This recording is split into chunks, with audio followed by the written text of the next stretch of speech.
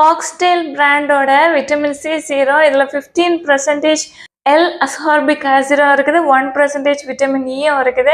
L ascorbic acid இருக்கிறதுனால ஸ்கின்னை நல்லா பிரைட்னிங் பண்ணுறதுக்கு, ஸ்கின்ல பிக்மெண்டேஷன் பிரச்சனை இருக்குது அப்படின்னா பிக்மெண்டேஷனை ரெடியூஸ் பண்ணுறதுக்கு ஹெல்ப்பாக இருக்குது. விட்டமின் இ ஸ்கின்னை நல்லா ஹைட்ரேட்டடாக வச்சுக்கிறதுக்கு ஹெல்ப்பாக இருக்குது. இந்த ப்ராடக்ட் பார்த்திங்கன்னா சீக்கிரமாக ஆக்சிடைஸ் ஆகும், அதனால் இதை ஃப்ரிட்ஜில் வச்சு தான் யூஸ் செய்யணும்.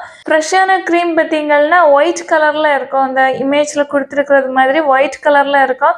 என்னோட இந்த க்ரீம் கொஞ்சம் சாண்டல் கலந்த எல்லோ மாதிரி இருக்குது. ஃபைனல் ஸ்டேஜில் ரொம்ப ஆரஞ்சு கலரில் மாறிடும், அது ஆக்சிடைஸ் ஆனது. அது மாதிரி இருந்துச்சுன்னா நீங்கள் யூஸ் செய்யக்கூடாது. வேறு இந்த 4 இமேஜஸ் இருக்குது பார்த்தீங்களா, இந்த கலரில் இருந்துச்சுன்னா நார்மல் தான் யூஸ் செஞ்சுக்கலாம். இந்த ப்ராடக்ட்டை வச்சு டீட்டெயிலான ரிவ்யூ செஞ்சுருக்கிறேன். வீடியோ பார்க்க விருப்பப்பட்டீங்கன்னா இந்த லிங்கை கிளிக் செஞ்சு வீடியோ பார்த்துக்கலாம். ஃபாக்ஸ்டெயில் பிராண்டோட விட்டமின் சி சீரம் இதில் 15% எல் அஸ்கார்பிக் ஆசிடும் இருக்குது, 1% விட்டமின் ஈயும் இருக்குது.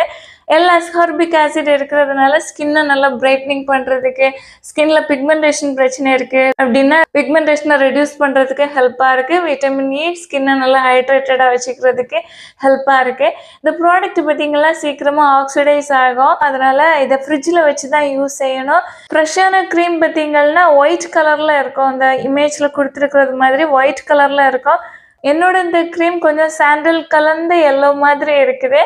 ஃபைனல் ஸ்டேஜில் ரொம்ப ஆரஞ்சு கலரில் மாறிடும், அது ஆக்சிடைஸ் ஆனது. அது மாதிரி இருந்துச்சுன்னா நீங்கள் யூஸ் செய்யக்கூடாது.